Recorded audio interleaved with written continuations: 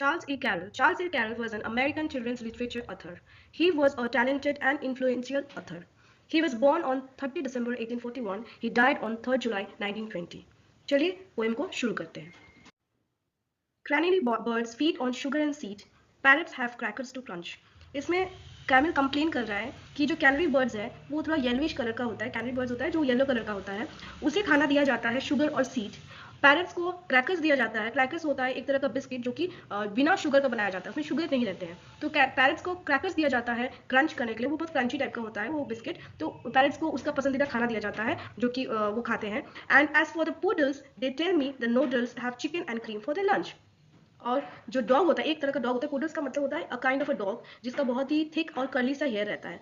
तो उन्हें क्या मिलता है, डॉग को मिलता है चिकन और क्रीम लंच के लिए. But there is never question about my digestion. Anything is okay for me. लेकिन किसी ने सोचा नहीं कि मैं क्या खाऊं, मेरे लिए क्या खाना होना चाहिए, क्योंकि मुझे तो जो भी मिलता है मैं वही खाता हूँ. तो बेसिकली कैमल कंप्लेन कर रहा है कि सबको अपना अच्छा अपने हिसाब से खाना मिलता है. बर्ड को मिलता है, कैनरी बर्ड को मिल रहा है, पैरेट को मिल रहा है, डॉग को मिल रहा है, बट मुझे क्यों नहीं मिल रहा है. कोई मेरे डाइजेशन के बारे में क्यों नहीं सोच रहे हैं.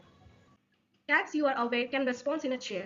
Chickens can roast upon the rails. Cats कहाँ सोते हैं, कैट्स अपनी जगह में सोते हैं, जो कि कैट्स कभी चेयर पे सो जाते हैं. चिकन जो होता है अपने रेल्स पे सो जाते हैं. Puppies are able to sleep in a stable. Puppies जो होते हैं वो अपने स्टेबल में सो जाते हैं. ऑयस्टर्स जो होते हैं can slumber in pails. Like means oyster जो होते हैं वो एक काफी छोटा सा स्लीप लेते हैं, नैप जिसे बोला जाता है, काफी छोटा स्लीप लेते हैं और एक बकेट के अंदर सोते हैं. तो ऑयस्टर को भी अपना जगह रहता है कि वो उस बकेट में सो सके. But no one supposes a poor camel dodges any place does for me.